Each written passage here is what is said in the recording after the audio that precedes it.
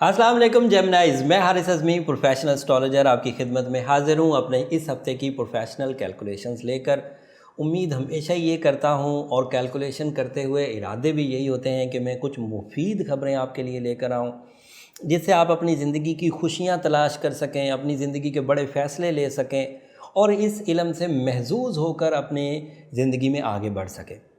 But वक्त हमेशा ही up and downs का शिकार रहा, मद्दो जज़र का शिकार रहा। खुशियाँ भी देखने को मिलती हैं, ख़िज़ाएँ भी देखने को मिलती हैं।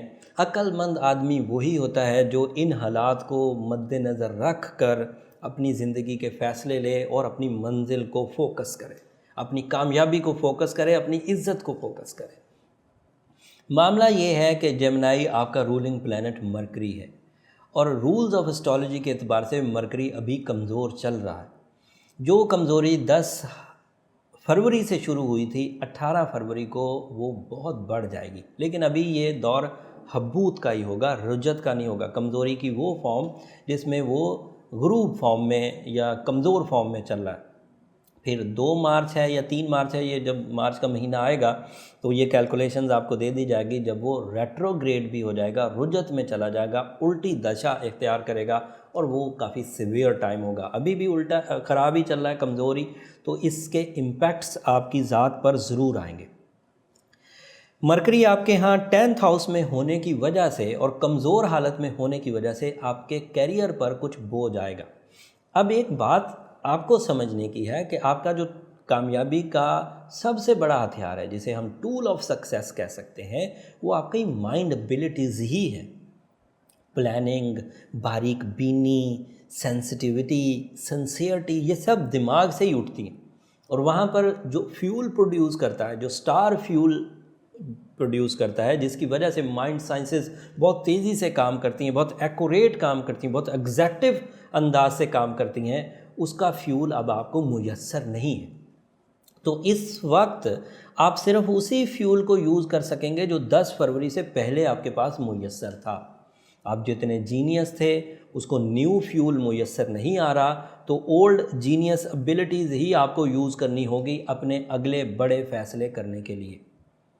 और इस तरह के फ़ैसले बग़ैर फ्यूल के आपको 17 अप्रैल तक करने पड़ेंगे। तो अब इस बात को समझ जाइए।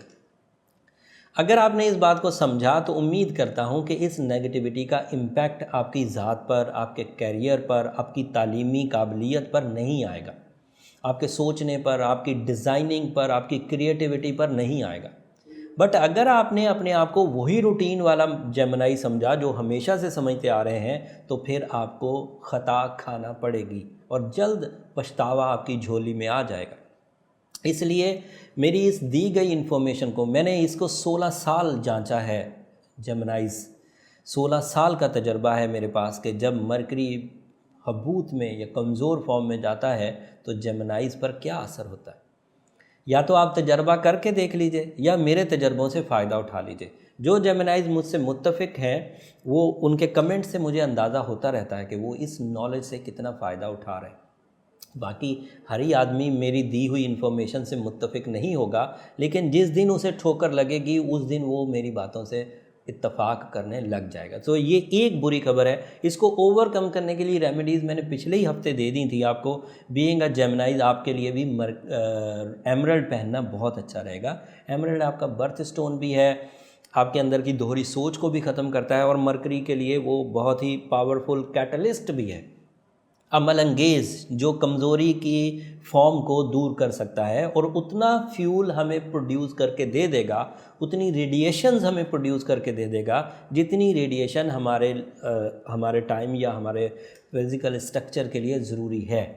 तो मरकरी जब फिर अपनी नेचुरल रेडिएशन देगा तब इसकी ज़रूरत ख़त्म हो जाएगी, लेकिन बहरहाल अभी तो इसकी ज़रूरत है। और फिर यही एमरल्ड आपके दीगर शोबों में भी मददगार साबित होगा, जैसे बहादुरी, जैसे प्रोटेक्शंस, जैसे नेगेटिविटी ऑफ हॉरोस्कोप को रिकवर करने के लिए, या फिर दीगर मामलात में आपकी स्किल्स को पॉलिश या इस्टेब्लिश करने के लिए।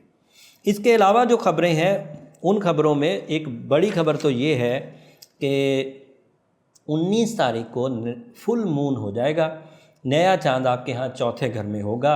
ये हिजरत, सैर व सियाहत, फैमिली रिलेटेड जो सरगर्मियां हैं उसमें इजाफ़ा करेगा। और इसका कुछ फ़ायदा जेमिनी तालिब इल्मों को भी होगा।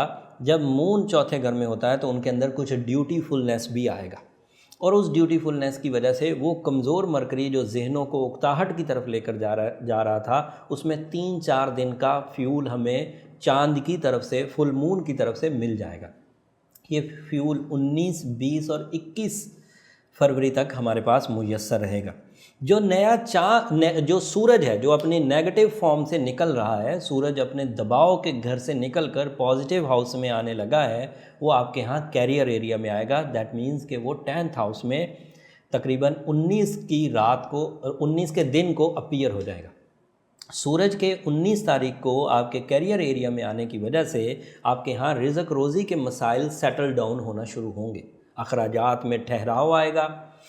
काम की जगह पर जो नौकरी पेशा लोग हैं वहाँ कशीदगी कम होगी। आपकी एप्रिसिएशन लेवल, आपको पसंद करने का लेवल थोड़ा थोड़ा इंक्रीज़ करना शुरू कर देगा। इस इंक्रीज़ से आपका खुद का भी कामों में दिल लगेगा और किसी हद तक रुपए पैसे में भी इजाफ़ा होगा। जो लोग नए कामों का आगाज़ करना चाहते हैं उनके लिए 19 तारीख बहुत उम्दा है। अगर वो जेमिनी हैं तो नए काम का आगाज़ कर सकते हैं। All type of new work like आगाज़ ही करना है, या डिसीजंस ही लेने हैं, या किसी ख़राब काम को ठीक करना है, या ऐसा काम जो पहले से हो नहीं रहा था और उसको रीट्राई करना है, तो वो कर लें, अगेन ट्राई करें, उसमें कामयाबी होगी। वीनस की पोजीशन अच्छी है तो आपके लिए रोमानवी दुनिया भी अच्छी चल रही है। जुपिटर 7वें घर में है, ये मियाँ बीवी के रिलेशंस को बहुत अच्छा है। ये लंबे चलेंगे इसलिए मैं इसको हर हफ्ते ऐड नहीं करता, लेकिन रिकॉल करने के लिए वीनस, जुपिटर एंड ये जो दीगर बड़े सितारे हैं इनका थोड़ा थोड़ा जिक्र कर देता हूँ। मार्स भी आपके यहाँ 16 तारीख को 12वें घर में आ चुका, तो ये भी आपके लिए, ये बहुत मुस्बत तो नहीं है लेकिन इतना मुस्बत ज़रूर है कि अगर आप हिजरत, कंप्लीट हिजरत, सैरो सेहत नहीं, सैरो सेहत के लिए मून काफ़ी है और वो आपके चौथे घर में, आप छोटा सैरो सेहत का सफ़र इख्तियार कर सकते हैं। लेकिन हिजरत लेवल का अगर कोई सफ़र करना चाहते हैं तो इस महीने अभी रुका जाए, लेकिन कोशिशें स्टार्ट रखी जाएँ ताकि वो जो डॉक्यूमेंटेशन नीड्स होती हैं वो फुलफ़िल हो जाए। सो ओवरऑल इसी तरह ये 4-5 प्लैनेट्स इस हफ्ते को मुज़य्यन करेंगे और आपकी ज़िंदगी के वक्त को इस तरह अप्स एंड डाउन्स की तरफ लेकर जाएंगे जो मैंने आपको बयान किया। अगर आप इसे समझ कर चलेंगे तो आप अपनी ज़िंदगी के नुकसानात से और मुशक्क़त से और ख़राबी से बच सकेंगे। उम्मीद करता हूँ कि ये इन्फॉर्मेशन आपके काम आएगी। आपके अगर ये इन्फॉर्मेशन काम आए तो कमेंट्स में इसका इजहार ज़रूर करिएगा। जो लोग नए हैं और एस्ट्रोलॉजी से मोहब्बत करते हैं वो चैनल को सब्सक्राइब कर लें। इस चैनल पर आपको प्रोफेशनल अंदाज से कैलकुलेशंस हफ्तावार मिलती रहेंगी। कुछ दीगर टॉपिक्स को भी हम लोग आइंदा कुछ दिनों में शामिल करने वाले हैं। बहुत कोशिश चल रही है, मैं और मेरी टीम उस पर काफ़ी मेहनत कर रही है, बट वक्त की किल्लत की वजह से अभी हम लोग सिर्फ वीकली हॉरोस्कोप को ही शामिल कर रहे हैं। लेकिन आइंदा कुछ अरसे में जो आपको कीमती टॉपिक्स मिलेंगे, जो मज़ामीन इस चैनल पर आपको मिलेंगे, उससे आप अपनी ज़िंदगी के रिश्तेदारी के फ़ैसले भी बहुत अच्छे अंदाज से ले सकेंगे। आपको किस फील्ड में अपने कारोबार का आगाज़ करना चाहिए उसके भी फ़ैसले आप इस चैनल में से हासिल कर सकते हैं।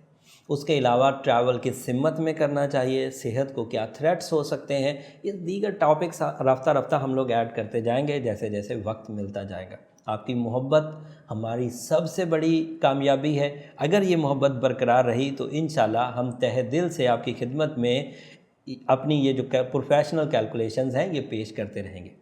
अगले हफ्ते तक के लिए इजाज़त दीजिए। अल्लाह ने के बाद।